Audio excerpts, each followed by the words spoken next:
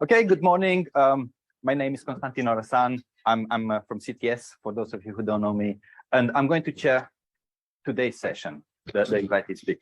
So, welcome to the second day of the conference. I hope you had a good evening. I hope you rested last night, and you are ready for more exciting discussions about the convergence, about how technology and human translation interpreting get together and how they can collaborate.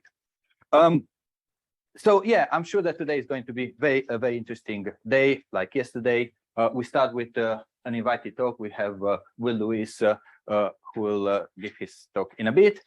We also have 4 very interesting panels, 2 in the morning, 2 in the afternoon. And yeah, please don't miss them. See what you like to attend. The program will be displayed at the entrance of each room. We also have a poster session.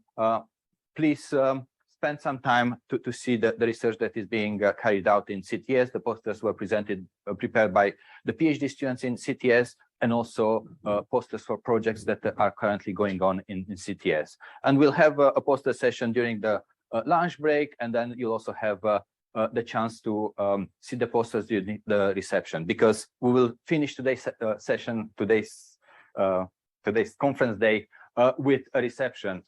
Some of you may be aware that CTS is celebrating 40 years, and the reception will be a kind of opportunity to hear a few words about CTS, about the 40 years of CTS, the history of CTS, and talk more, do more networking. So before I start, I need to do a few housekeeping announcements. So those of you who use Twitter may have noticed that we are quite active. We have various people taking photos, tweeting. If you want to join the conversation, we use the hashtag Convergence23. Health and safety, yeah, very important. We don't plan any test fire alarm. If there is a fire alarm, we have to go. Don't panic. This is a hybrid conference. So we have online participants using Zoom. The sessions are recorded. So if you are not comfortable with this, please kind of move away from the camera. We'll use the material for teaching purposes and research purposes. We use Zoom for this. So this session is being broadcasted using the webinar setting. So those of you who are online, you'll not be able to see the participant, but you'll be able to ask questions. So we disable the chat in order to minimize disruption, but you will be able to ask questions using the panel Q&A. We have moderators, and we are going to monitor the questions, and we'll ask the questions that are online. So please don't be shy, ask questions if you have upvote questions that you like, so we will ask during the Q&A session. Very important, we are subtitling some of the sessions, so the invited talk will be subtitled using speakers from Substream and during the media accessibility panel today. For the online participants, you can use the option for captioning from Zoom. So you'll see the CC icon, click on it. You also have options to change the settings. You should have received more details how to move the caption, where to place them. So if they are on the way, you can change the size. For the online participants, we cannot use captions in this room during the invited talk on the main screen due to a bug in the software. But if you want to read the captions, you can join. So there are a few QR codes distributed on the tables. Go to that webpage. We are using text on top, and you'll be able to see the captioning as they are produced by the speakers. And okay, so this is all the housekeeping, and let's get to the main event for today, for right now. It is my pleasure to introduce Professor Will Lewis from University of Washington, who will talk about machine translation and natural language processing in crisis response scenarios. And it is my pleasure to introduce Will, whom I've known for a while, and it's quite difficult to introduce such prestigious researchers, because you never know what you say and what if I leave something out. And I do apologize if I leave something. I'll correct you. I'll correct you. Yeah, please do. So you may know Will from his work that he has done on Microsoft Translator. So until recently, he was the principal program manager for Microsoft translation team. So essentially, he's the person behind the Bing translator, what you see on Teams when you get the captioning and when you get translation. And yeah, so if something goes wrong, you can blame him. Not anymore. Not anymore. But yeah, I've known Will for quite a long time. I met him in 2015, I believe. I was in charge of a project. We are preparing a training session for our PhD student. It was on hybrid machine translation, focusing on cutting edge technologies. And we heard that Microsoft was working on speech-to-speech translation. We saw some videos, but we never saw the program in action.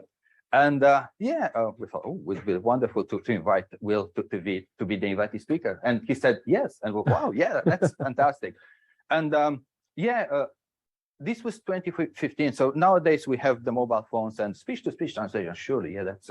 But this is before the deep learning era, before all the neural machine translation. And yeah, we were very impressed at that time with what you could do with speech-to-speech, how you could translate between languages. We had a live demo. And I remember that you forgot the microphone on, answering a question, and we saw that this is not scripted. This was translating live. So yeah, that was impressive. So this is one of direction of work he has done, but he also used the technology in order to make content accessible. So I believe you're quite interested in how the subtitling and speech-to-speech translation can be used in education, and how you can use it for making content accessible to people who can't hear and hard to hearing. So yeah, this is one direction. But if you look at his webpage, you see that he says that my initial focus while at Microsoft Translator was to develop and ship new languages, zeroing on specifically on data, locating whatever it could be found and processing it so that it could be consumed by our empty translating infrastructure. And yeah, for European languages, that's not difficult because there's lots of data. But actually, this becomes very difficult when you look at the low resource languages and endangered languages. And this is one of the research directions that Will has been pursuing for quite a long time. How you can develop machine translation systems that can be used, especially in crisis situations. And today's talk will be about this. The title is Machine Translation and Natural Language Processing in Crisis Response Scenarios. So thank you very much, Will, for accepting our invitation and thank you for the talk. It's a pleasure to be here. Thank you. Yeah, I need to switch. Otherwise, we'll see this slide for the whole day. Yeah, it's a pleasure to be here, and I'm very happy to present to you guys today. I changed the title slightly. It was too many words, so I shrunk it down to language technologies, which really is what I should have said in the title in the first place, because that's what I'm talking about. Just to give some background on the terms, because I'm going to be using one thing in the tech industry that we like are acronyms and abbreviations, and we use them all day long. Nobody can understand what we're saying because of all of that jargon. This is a little bit of it. I will be using some of these terms today, so if you're not already familiar with them, these are this slide is to get you familiar. So memorize this slide, and then I'll move on.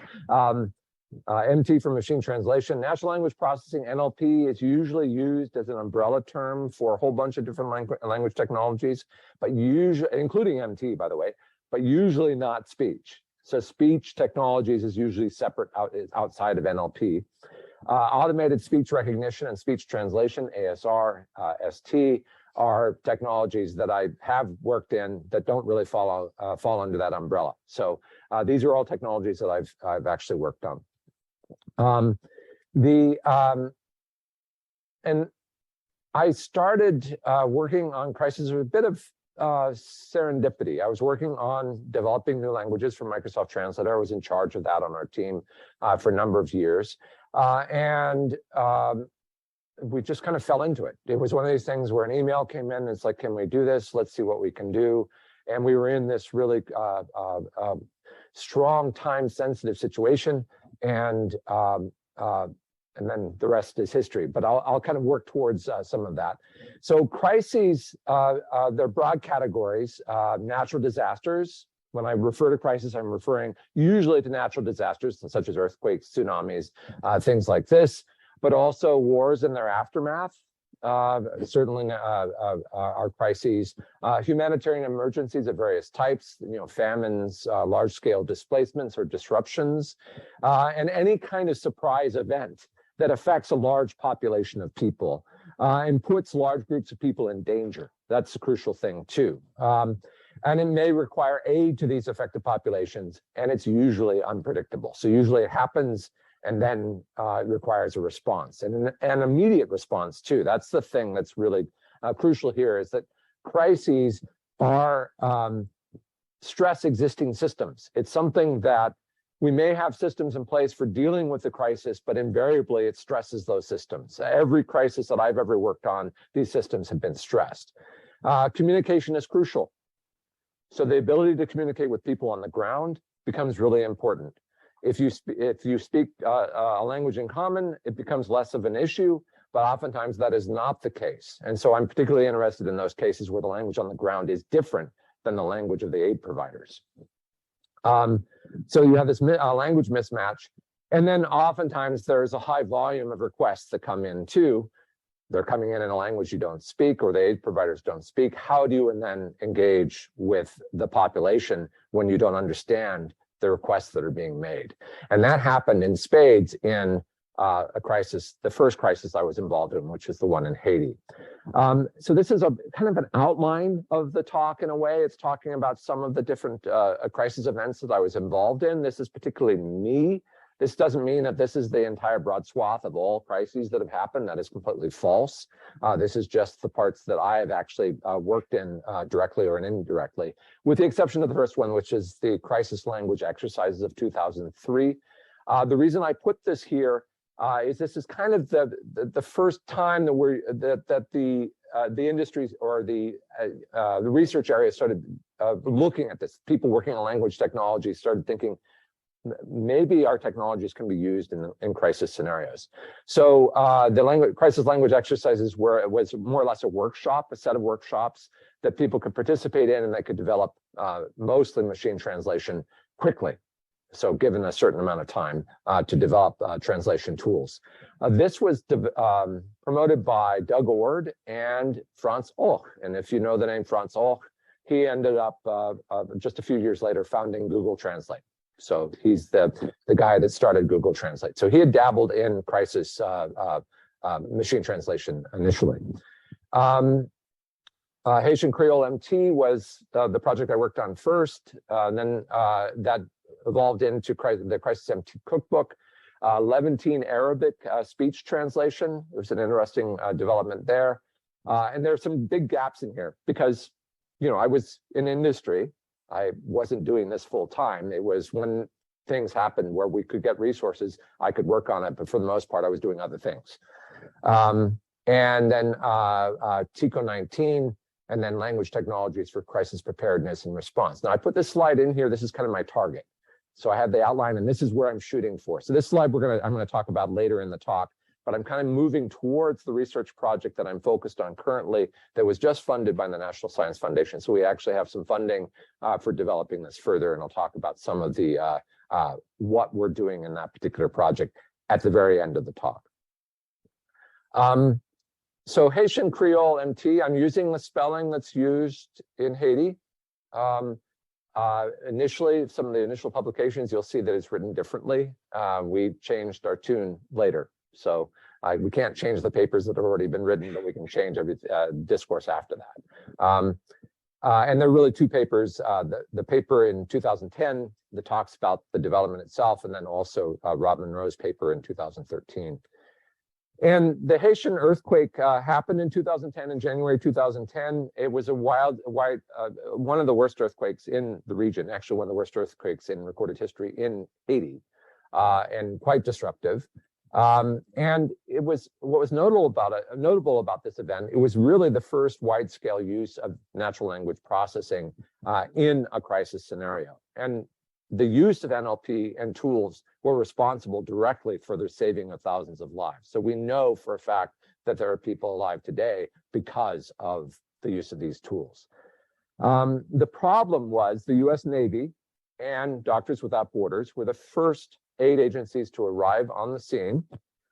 They spoke English, they spoke French, but 85% of the population in Haiti speaks only Haitian Kreyól. They're monolingual in Haitian Kreyól. There's a subset of the population that speaks French and other languages, but most of the people do not speak other languages. They only speak Kreyól. And there's another problem. The address system in Haiti is quite idiosyncratic. You more or less have to be native to a particular region to know how to get to a particular location. If you have an address, only the locals know how to get there. You won't be able to find it on Google Maps and these kinds of things. Maybe it's better now, but in 2010, certainly not. This is a quote from Hillary Clinton about the use of these tools. In fact, she was Secretary of State at the time. And there was she's mentioning here a text message that was sent from in the rubble. So there were two women and a girl trapped in the rubble in Port-au-Prince asking for aid. They texted a message and aid was provided because of the text message. And that message and tens of thousands of more of them were processed using technology. So that message got to the aid providers because of this technology. They were able to pull them from the rubble. Otherwise, they wouldn't have even known that they were there. So this is a picture from Haiti just after the earthquake, January 12th, 2010. You can see buildings that are in various states of disruption. Some of them actually look like they haven't been disrupted at all. Some of them, different building standards, but much of the island was fairly devastated. But you'll notice right in the middle of the picture is a cell phone tower. And what's interesting is most of the cell infrastructure in Haiti was undamaged after the earthquake. There were a couple of towers that collapsed, and within 24 to 48 hours, new towers were put up. So the entire island was blanketed by cell coverage. And they hit upon the idea, it's like, we have cell coverage, people have cell phones, people have portable radios. One of the main radio stations in Port-au-Prince started broadcasting messages saying, if you need help, we've created this number, 4636. If you text 4636, we will do what we can to send aid to you. So that was being broadcast regularly. So 4636 was created within 48 hours. The new cell phone towers were put up within 48 hours. So shortly after the quake, anyone could communicate, and the messages started coming in. In fact, thousands of them, up to 5,000 an hour, were coming in. So a huge number of messages were coming in for aid, again, because the island was so devastated and people were getting the messages and were sending in text messages. These are anonymized, by the way, so some of these had addresses which I've blanked out. This is Haitian Kreyól. So these are what the messages look like. These are 4 messages here. Most of you probably have never seen written Haitian Kreyól. You look at it and go, wow, what language is this related to? What's really interesting is if you sound it out, oh, that sounds like French. Well, it's a French-based Kreyól, guess what? But it has its own idiosyncratic writing system. Actually, there are multiple orthographies. That's part of the problem, is that it's a young language orthographically. It's an old language, if you will. It's an old Kreyól orally, but orthographically, it's fairly young. And that was part of the problem, our problem when developing tools. And then translating these, then all of a sudden it becomes much more understandable what these messages are asking for. And this is representative. But there were a lot of them. So here's another message. And you can just, to get a sense of the volume, here's that one message in this total set. So there were about 80,000 messages within the first couple of weeks. Those messages continued, but the highest volume was within those first couple of weeks. And so the SMS ended up being a crisis within a crisis, because they had the idea to get the text messages from the population, and we can get these messages, please send them in. People started doing it. They didn't realize there were going to be so many of them, right? It just completely overwhelmed any sense of what they were expecting. And the aid agencies were lost. I mean, they couldn't respond to the messages because they didn't read the language. They couldn't triage the messages, so they couldn't decide where do we need to send aid first. And they couldn't even identify where to send the aid. They didn't know the address system in Haiti. So you had the Navy and Doctors Without Borders that were completely lost. And so there was work then on language technologies and technological solutions, which involved translators, by the way, too. So we'll go through the process here. So this was really the messaging infrastructure. The message processing infrastructure was the brainchild of a guy by the name of Rob Monroe, who at that time was a grad student at Stanford, working on, of all things, NLP microtasking, which is fairly common now within language technology, or at least the language technology disciplines, but at the time it was novel. People weren't doing microtasking. And he set up a platform, more or less, to receive these messages, and he did it quickly. He also sent out, using contacts that he had through Stanford and other universities, to a large Haitian Kreyól speaking diaspora that was around the world. So he was able to identify Haitian Kreyól speakers, people from Haiti who spoke the language and also knew the locations within Haiti. So he created this pipeline that received SMS messages, sent them to Crowdflower, which was his crowdsourcing platform, the crowdsourcing platform he was using. These were translated, geolocated, triaged, and then sent to aid agencies. This is a picture of a number of people around the globe. There were a lot more than this. There were thousands of people that were eventually part of the crowd. And the pipeline that was used, by the way, this was called Mission 4636, was the name of this group that did this processing. 4636 being the text number, of course. And this is the message pipeline. So a message would be texted in and then sent to the crowd and all that. Let's watch what happens when we get a message. So this is a message in Kreyól. I blocked out the address so you don't know where it is. And then the message itself would go through the message portal and then be distributed to the crowd. So then it would go out to the crowd. Someone in the crowd would pick up the message, translate the message. So the message is now translated.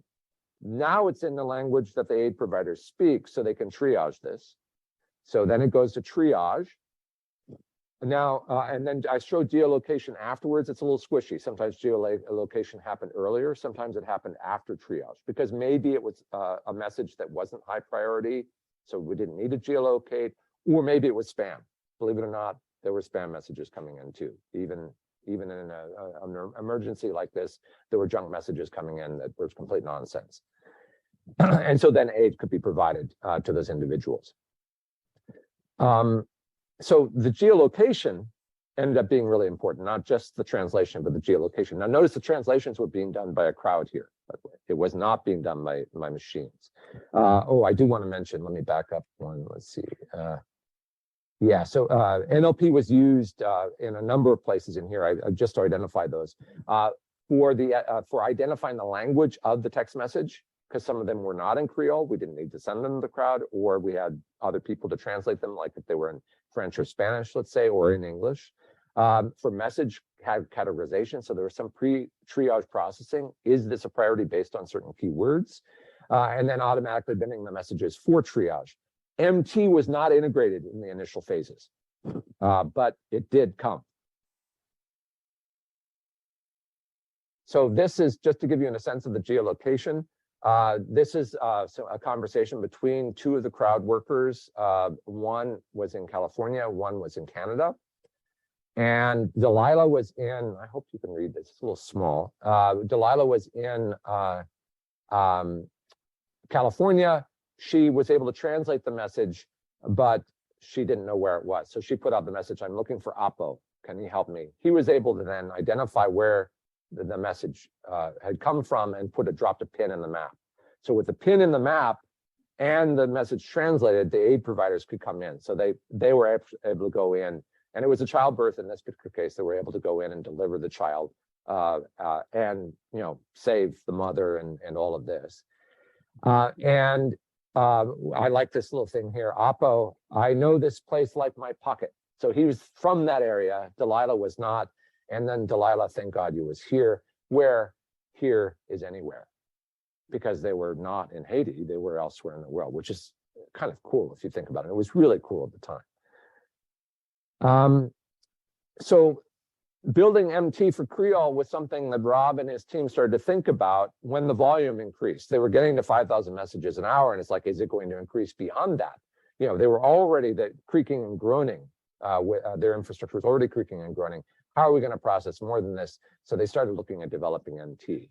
And that's around the time that we came in. We weren't the only people working on MT for this project, but we got a message from a Microsoft employee, someone who worked on the disaster response team at Microsoft. There is a team dedicated at Microsoft for disaster response. And he asked, do we have a Haitian Kreyól MT? If not, can we make one?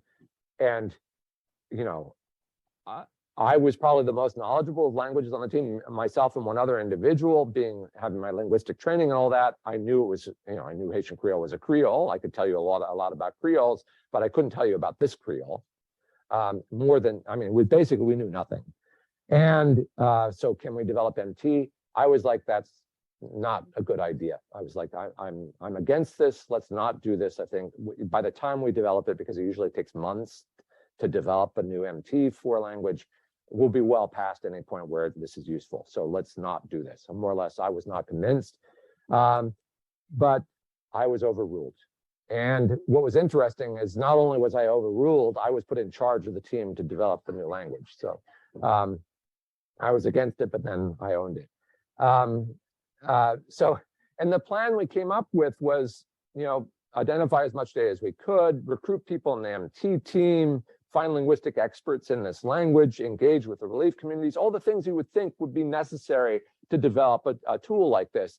And again, when you look at this, it's like, okay, this is going to be months. When we were outlining this, and we outlined it on the board of this. So there were three of us that met initially: the dev lead, the head of the development team lead, the head of the machine translation team, and me. We're sitting in there writing on the board, and I'm like, the more we write, the more panic I get. It's like, this, we're not going to be able to do this. And we wanted to develop as quickly as possible. So I'm going to go through the timeline. This is how things transpired. I'm not going to go through all the details here. There's a lot of technical stuff here that I don't think is relevant to this audience. But the one thing you'll notice over and over again is that data shows up over and over. Data and engineering. So there's all this engineering stuff that has to happen. It's not just training the MT. It has to go into production too, right? So there's all this engineering to make sure that people can use it on their phones and in the cloud and all this sort of stuff, right? The team, I do want to mention the team that was recruited. When the call went out to our team, almost everybody signed on. There were a few people that couldn't, because we were a service that's handled millions of requests. I mean, someone had to keep the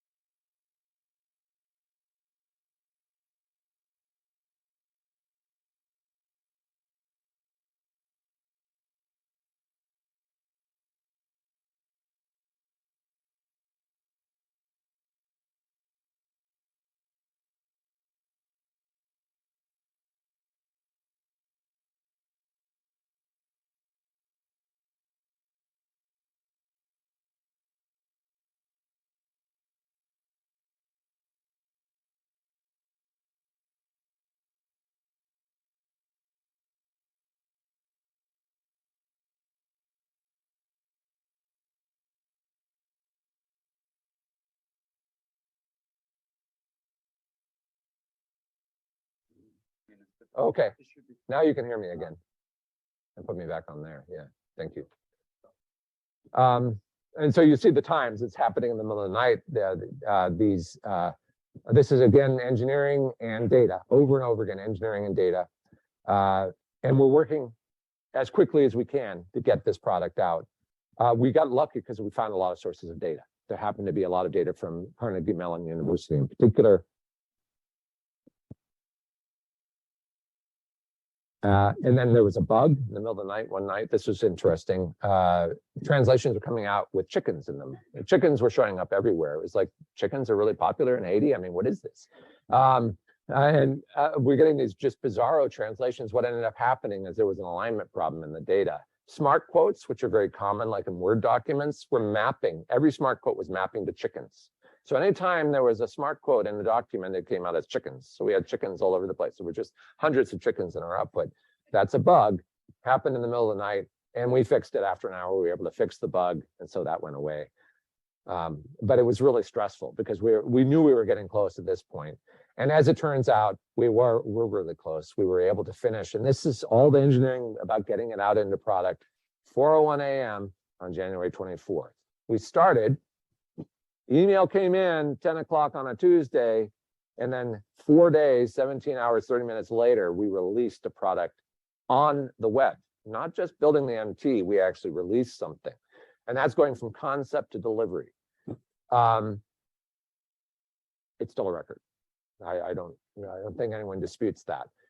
And people ask me, is this something that you were happy you did? And I go, I'm absolutely happy we did this. Absolutely. Despite my initial reservations. Would you do it again? Absolutely not. I would never do this again. I value my sleep too much. But you know, why did we? So we started asking questions. I mean, this exercise is, can we repeat this? Can we do this again? Is this something that is replicable? And how do we prepare for the next crisis language? Because we know this is going to happen again. And how do we complement and supplement human translators? So we had the crowd, for instance, that we did have in this particular project. Now, I do want to point out that the MT that we developed, in fact, was not ever integrated into the pipeline. Even though we delivered it quickly, I mean, less than a week, we're still 2 weeks out at that point. The volume of messages was dropping. And so the need really wasn't there. There was an MT, a rule-based MT that was put into production. So that was actually put into production fairly early on. About a weekend, there was a rule-based MT that was there, but ours was not integrated. But we wanted to look at how we could do this again. And so Rob Monroe and I, and Stefan Vogel, who was at he was at Carnegie Mellon University at the time. He subsequently went to QCRI, and now he's retired. But taking a look at the initial pipeline that we had for mission 4636, what could we do differently? And we came up with the idea of integrating MT from the beginning so that an MT is actually integrated as part of the process, not getting rid of the translators, but using it as an augmentation so that when we have high volume, we can actually process it through MT and then maybe post-process through human translators. So again, the same sort of process where the message comes in, and instead of going to the crowd, it goes to MT. MT translates, the crowd reviews or fixes or translates, whatever the process is, triage, geolocate, everything else is the same. But that means we could process with a much higher volume. It also means that if we don't have crowd participants that can look at it, we can still triage the message. We can make decisions about the messages that are coming in to decide, are these high volume? Do they need to go to the crowd? Do we need human translations? Do we need to geolocate these messages? So we wanted to have something in place beforehand, already ready to go. And that was the idea behind the Crisis MT cookbook, that particular paper. And we also had an idea about data too, because data ended up being the really crucial bit. Missing part in any of these developments is data. We know how to train an MT, but we need data to train that MT. Where do we get the data from? We got lucky with Haitian Kreyól. We were very lucky with Haitian Kreyól, but would we be lucky with the next language? So the idea also was not just the infrastructure, but also data. So before the crisis, we translate the content into majority languages of the world. These become our pivots. So we pick languages that are majority languages, and we translate content from mostly in English and Spanish and French into these other languages. Those become our pivots.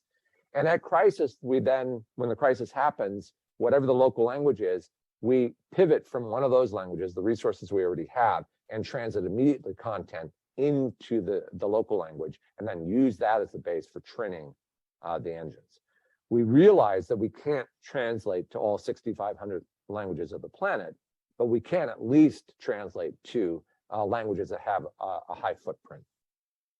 And so that was the idea behind the Crisis MT cookbook, and then it just sat there. It really didn't go anywhere. Part of it because we all got busy with other things. And then, I worked in industry. And of course, there were other things that we needed to work on, other languages, deliver. And the infrastructure was never built. The idea stayed there for quite a while. Not that I didn't want to work on it. I just, not that Rob and Stefan and I didn't want to work on it, but really we didn't have the resources and we didn't have the time. And then the Syrian refugee crisis happened. That happened in 2015, or actually started happening before, as early as 2011. And we were looking at, can we repeat this? Can we supply the need here for Arabic? And the Syrian refugee crisis was a huge crisis in the mid-2010s. It's a crisis that still affects us. About 13.5 million people were displaced, of 22 million people total population, and at least 6.7 million people were displaced outside of the country, 50% in Turkey, and then the rest spread throughout the EU and elsewhere in the world. And the idea here was maybe we can communicate with Syrian refugees remotely and in person, maybe with technology, for instance, using Skype, help them locate resources, help them assimilate into whatever particular area they are in, to help them kind of get settled as recent immigrants, recent refugees in particular locations, and provide aid as well. And we thought of technology as being useful to communicate directly, but also to aid interpreters and translators too, when they were not available, use the technology directly. And what was interesting is a Microsoft employee on the ground in Europe was communicating, I think, across using Skype, wanted to use Skype to communicate with people elsewhere, Syrian refugees, and they tried using Skype Translator. They've seen videos about Skype Translator, and I haven't talked about Skype Translator here, but Skype Translator was a tool that we developed in our team to do speech-to-speech translation. So what Konstantin talked about at the beginning of the talk, more or less that was a demo I'd given him back in 2015, was using a translation tool like built into Skype to translate speech. And we had Arabic. So the Microsoft person was like, well, you have Arabic, but when I use it, it's just complete gobbledygook. It doesn't, it's not even understandable at all. And the problem wasn't the translator, maybe it was, but it was more than that. It ended up being that there was, this, by the way, this is in 2015. And the Arabic used in my Skype Translator was modern standard Arabic, right? And so the ASR was trained on MSA. The MT was trained on MSA and English. So we had content that was not matching what the Syrian refugees were speaking. They were speaking Syrian Arabic, which is a subdialect of Levantine Arabic, and Levantine Arabic and modern standard Arabic are not the same thing. And there's kind of this assumption that Arabic, there's one Arabic. Well, MSA maybe is the closest thing, but most people on the ground do not speak MSA. MSA is a language of the educated. It's a language of government. It's a language of law. It's a language of news. It is not the language of people on the ground. And most may understand MSA, and that's true. They hear the news broadcasts and things like that, but most do not speak it. So this is where the problem was. People were speaking in Levantine Arabic, and then the tool was trying to interpret it as if it were MSA, and it failed. So the problem was, where are we going to get the data? Levantine Arabic is mostly an oral dialect. It's mostly not written. And there's no standard writing system for it, too. So there were a whole bunch of things we had to do. We had to develop or kind of cobble together a writing system that became a normal form within our translation tools. We had to find data.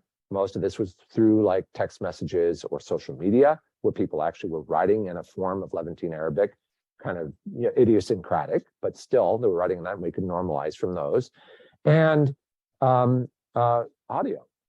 There was Levantine television. So there are soap operas and things like this that people watch regularly, and we could transcribe those. So we could create transcriptions. So we went through this process of data collection and data synthesis. So there was a paper, this is a paper here, produced by our team on using cognate sets in MSA to generate content in Levantine Arabic. It's actually an interesting paper, novel solution to this problem. So they're able to generate data there. So the initial email came in 2015, and then we started working on data, and it took a very, very long time. This paper was published in 2017.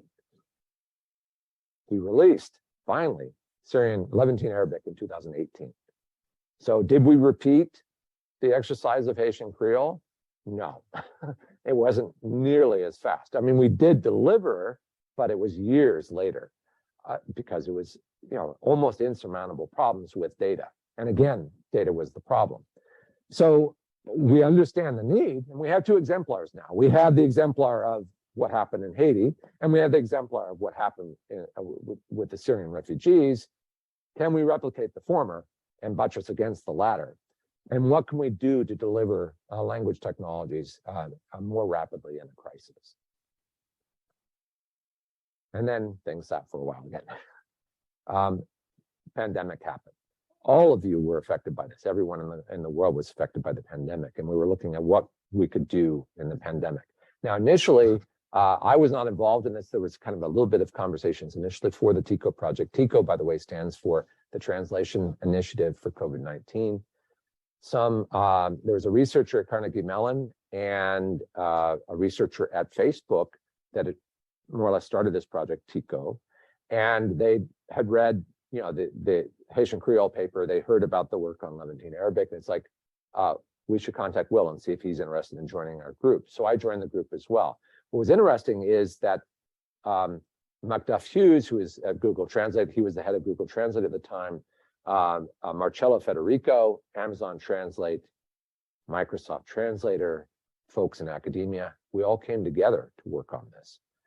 And it was remarkable. We're competitors. We don't work together on anything, right? And we're all sitting together in the same room, having meetings about what we can do to deliver data for the pandemic. And this is the paper. And if you look, it's like a who's who of industry researchers on machine translation for the most part. Again, competitors. It was remarkable that we all got together. It was really funny. This is a picture. Oh, sorry. Someone was taking a picture. I saw you taking a picture of this, but okay, never mind. There is a bibliography at the end too. I'll show that slide at the very end too. So this paper is actually indicated in there.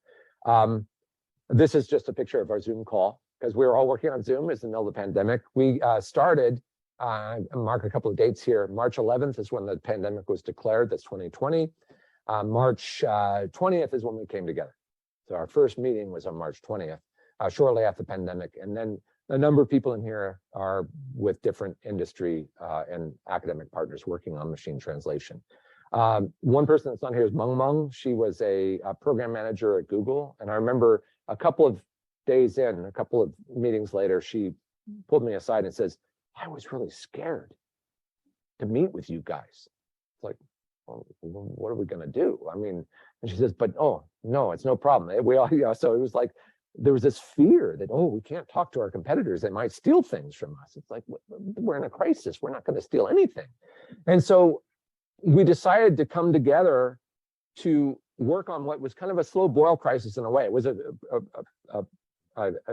crisis in the first world mostly, but in Africa and in Southeast Asia, it hadn't really hit yet. And so we were thinking, can we do something to deliver data and resources specifically for translators and interpreters before it hits, so we can start getting resources? And part of this was motivated by Translators Without Borders, now Clear Global, who were indicating what regions and what languages we should focus on. So we started pulling resources, I mean, mostly money, and hiring translators to translate content into languages that are relevant in those regions. The first thing we did was to translate terminologies. Some of these terminologies existed already with Facebook, Google, and Microsoft. So these terminologies already existed. Mostly medically related terminologies, but also COVID-specific terminologies. We had 88 locales initially, 300 terms.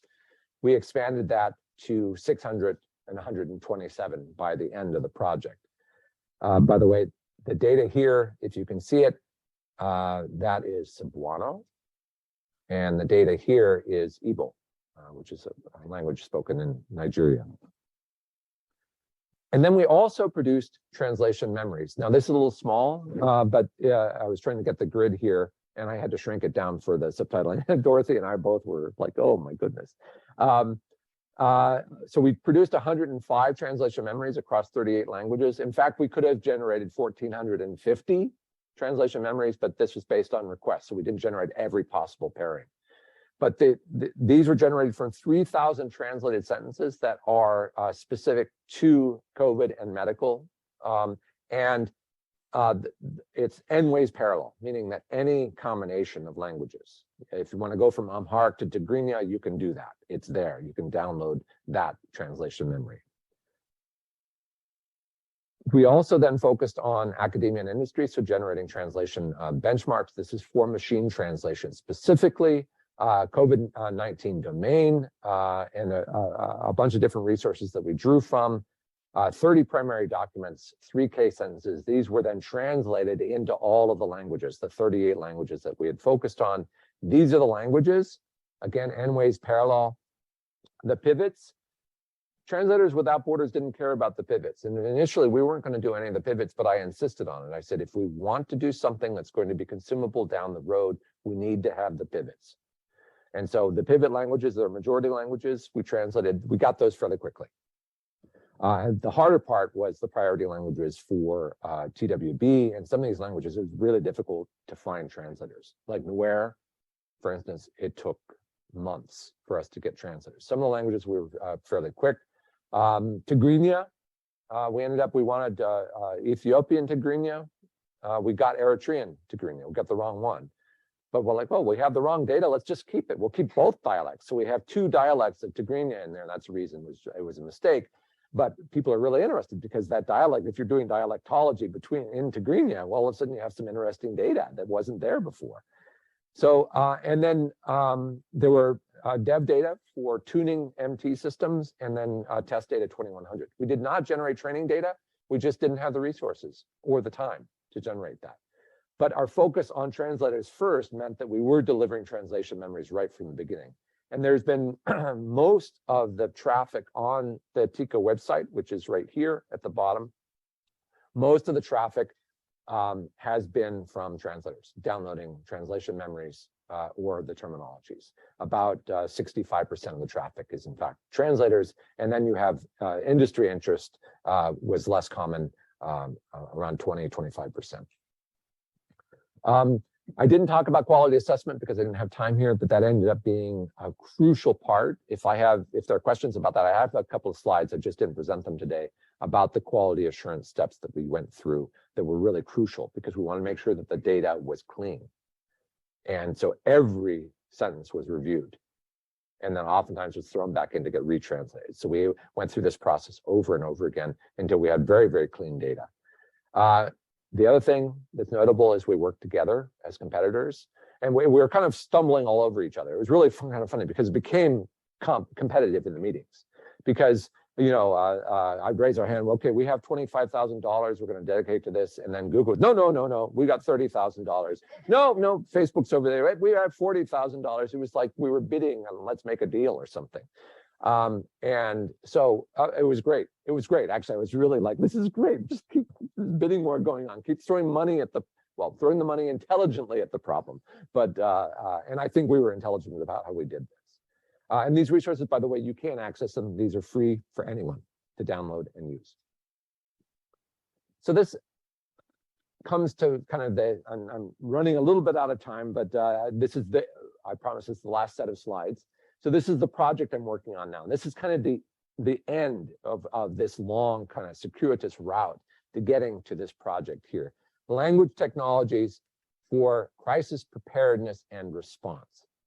These are the initial people I'm working with at different universities. And we just received our initial funding from the NSF for this project. We've been working on it since TICA 19. So Antonis Anastopoulos and I are the two originals from the TICO project. We're still working on this. We kind of kept working on it.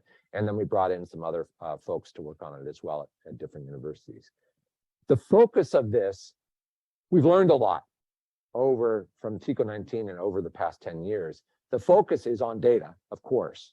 You know, this whole idea of realizing the Crisis MT cookbook, but it's more of the Crisis LT cookbook. How can we develop resources for language technologies and do them in advance of crises? So the idea of pivots, the idea of translating contents and collecting contents and translating those contents in advance, that's all there.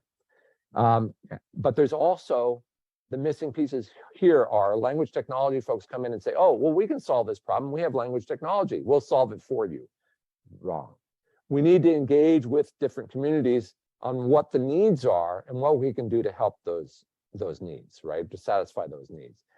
It's also crisis response researchers. There's a whole discipline on logistics and user experiences in crisis response. These researchers have not been involved with language technologies at all, and we're extending bridges out to these groups. So we have people coming in from these diverse backgrounds working together on this particular project. It's similar in a way to what Sharon and O'Brien did with the Interact project, right? Where she reached out. Hers was focused on translation specifically. This is focused on language technologies, but Sharon actually has been involved. We've been talking with her, of course. I look at Dorothy because they're at the same university. And so it's inspired by language technology for all, and also TICO 19, the United Nations Office for Coordination of Humanitarian Affairs. That's a mouthful. And then also the Haitian Disaster Response and the Crisis MT Cookbook. I think I've kind of talked through this already. Yeah, the different groups that we're involving. And then we want to define and build the infrastructure in advance, facilitate interdisciplinary collaboration for tech-driven solutions, and then encourage active and continued work. So continued is the important part. What we found is it kind of comes in fits and starts. Whenever there's a crisis, everyone's interested. When the crisis is over, everyone goes back. No, we want this to be an area that people focus their energies on. This is a research area that's interesting in and of itself. Just like people are working on low resource languages, which dovetails very nicely with this, we want people to be interested in high stress, low resource language development as well. Okay, I think I've talked through that. Oh, I do want to mention this. So one of the problems too, and this is a problem from the language technology side, is there's an assumption that we've solved certain languages. English is solved. Don't need to work on English anymore. We don't need speech recognition for English because we have the best quality English speech recognition out there. There's no more work that needs to be done. False. False. False because it's not true. There's a lot more work to be done even for the majority dialects, but it doesn't support a lot of minority dialects as well. So if you want to develop, if you're someone who lives in Nigeria and speaks Nigerian English, I can bet you that the off-the-shelf Google speech recognition or the Microsoft Azure speech recognition is not going to work for Nigerian English. It's going to fail miserably, in fact. It's going to be terrible. It's going to be useless. We need to tune to these languages where like the dominant languages are being spoken. Now, we're also being opportunistic and pragmatic. We need to focus on languages that are relevant in the region, trade languages, majority languages, dialects of majority languages, focus on those because those are the ones that are going to give us the ability to communicate with the local populations. Yeah, I think I kind of talked through that. And so this is the wrap up. So we know crises stress existing systems. We know crises require rapid response. Language technologies can save lives. We know this too, because we saw that in Haiti and we've seen it since. Pairing language technologies with translators and interpreters is essential. We saw that in Haiti and we've seen it since. And we, again, I talked about the pragmatic approach, but we want to build infrastructure and resources in advance of crises. So we know all of this. What can we do together to save lives? This is the references from the talk.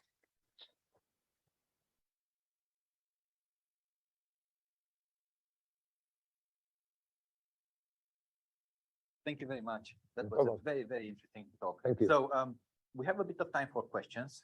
We'll take some questions from the audience, and we have also in the chat. Yeah, I think Sumeli. Yeah. So collaboration. How well are the other groups at collaborating? So say the medical side or in crisis situations, how well are they at sustaining the collaboration? Yeah, that's a good point. I think our focus is not on like the aid agencies, absolutely, because they benefit. If tools and resources are being developed for them, they benefit directly from them. So there's a lot of interest there. The crisis response researchers that we've been working with, there's several of them that we've started reaching out to. They're very interested. They hadn't even thought about it, right? They don't know language technologies at all. It's like, oh, you can do that? Like it's automatic, bidding of messages. They hadn't even considered that was possible, some folks. And then communities, of course, are very interested as well. And then there's other areas in like computer science related to like user experience around. So we're reaching out to these researchers as well who work on crisis response, but looking at the user experience side of things, of tool development. They're very, very interested too. So what we found is most people do want to talk, and they are very interested in engaging. Directly with medical establishments, I haven't really reached out to like hospitals and that kind of thing. It's just in my mind, it can go further in terms of. Can you please use the microphone, because otherwise the online audience. Teaching different specialisms. So for me, I'm a midwife. So in another country, all the midwifery terminology that's needed. Yeah. That kind of collaboration. I think some of that would fall out because one, you noticed like in the Haitian Kreyól, there were a lot of child deliveries that were happening in that particular crisis. Those terms are important. But I'm making a mental note because I hadn't really thought of that as something that we would need to focus on, but I think it's crucial. Yeah. Good point. Can I follow up with Yeah. another question? Do you get also the opposite? You mean you can't do this? And I have in mind the paper from Facebook, No Language Left Behind. So Yeah. surely that's solved. Yeah, right. Well, it's also like human parody, all the human parody stuff that drives me completely bonkers. Yeah, we do get the other. We get the assumption that, well, I mean, you saw this with Skype Translator. They assumed that this would be perfect because they saw the videos. It would be perfect for communicating with Syrian refugees, and it wasn't perfect. It's very far from perfect. And so people oftentimes are surprised when they get the technology. It's like, oh, it doesn't work for every language? Like, no, we're not there yet. A question from Jos, and then we'll ask Ruslan. If you could say your name, please, and there was a question. Yeah. For your talk, well. Oh yeah. Just working with DCQ. Hey, Joss. So as Constantine mentioned, we have this No Language Left Behind initiative. Yeah.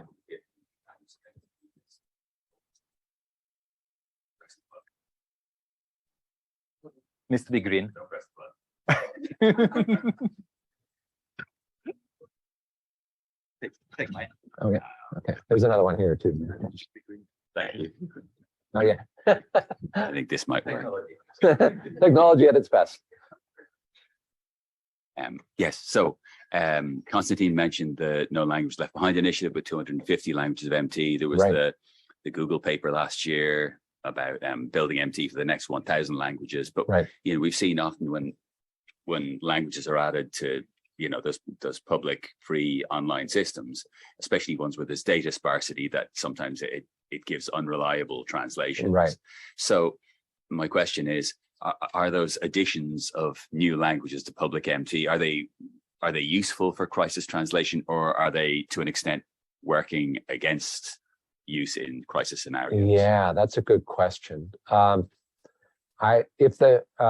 If the translation quality is quite poor, they could work against it, right? I think we could see that. One of the advantages of developing in crisis response is you can be very narrowly focused on the domain, right? We're looking at terminology and such within that domain, but you still have to have some operating infrastructure. You can't just train an MT on the domain-specific content. You have to have something else that's being trained for that system too for it to work. Whether it could be a multi-NMT model, for instance, it could be something like that where you have multiple languages in the pot. But yeah, it has to be evaluated. I mean, you have what I found with some of them, these multi-NMT models is that they're covering all these very low resource languages. And the output, you look at the blue scores, for instance, oh, everything looks fine. But then you actually look at the output, it's like, well, that's not really usable. So yeah, there are some issues there. I think you were alluding to that. Yeah.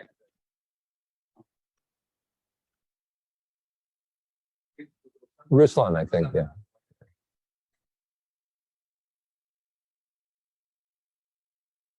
And then we'll try to take one of the questions from the online. Thank you very much, Will. As always, exciting presentation, and this is my philosophy. Actually, we're doing research for the good of the society, so well done. I just wanted to ask you the following. Obviously, the problem with many of the cases you have described is that there is not enough data, especially for languages that are underrepresented. So I just wanted to ask you, I know that people sometimes when they don't have enough data in one language, they choose a language which is not very distant and train an NLP tool or MT on this language. And then sometimes the results are good. So my question is, have you been able to go down this approach, or you haven't had close enough languages to benefit from? Yeah, I have not worked personally on like clusters of related languages. I know researchers that are working on this, and I think it's technology that has some hope for producing output for these under-resourced languages. I think it's a little overhyped in some respects. You have to look at, is this going to be usable in these contexts? But I think in crisis, we have to be pragmatic and opportunistic in a way. And a lot of times in, like, let's suppose we're looking at Nigeria as an example. Let's just take Nigeria. There's a bunch of different languages spoken in Nigeria. Maybe we should focus on each of those languages and develop tools and resources for those. But it's also the fact is that most people in Nigeria speak Nigerian English, right? So even though we could look at developing tools and resources for Nigerian English to satisfy the need, because that's a lingua franca. It's a trade language of that country. So we focus on that and not worry about many of the under-resourced languages. I mean, it's almost to my linguist ears that hurts me, because it's like, what do you mean we're not going to work on these languages? We should work on these languages, and I completely agree. But pragmatically, when a crisis happens, we go with the language that we know is going to give us the most contact. Nigerian English is going to be the language, or Nigerian English or the Nigerian Pidgin is going to be the language we're going to focus on in Nigeria, right?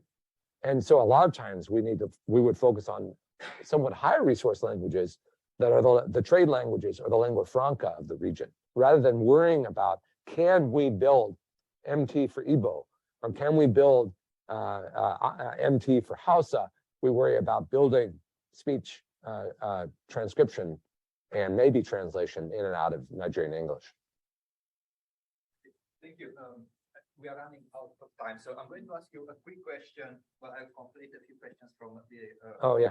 So we have Margaret Rogers, Leticia Moreno Perez, and Clara Jukovic. So the question is in terms of quality. So, for example, Margaret is asking about the terminology.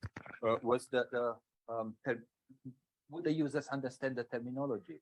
And also, yeah. there are the questions about spell-safe when something gets mistranslated. How did you look at the quality of translation and how it impacted on the users? Yeah. So backing up a step there.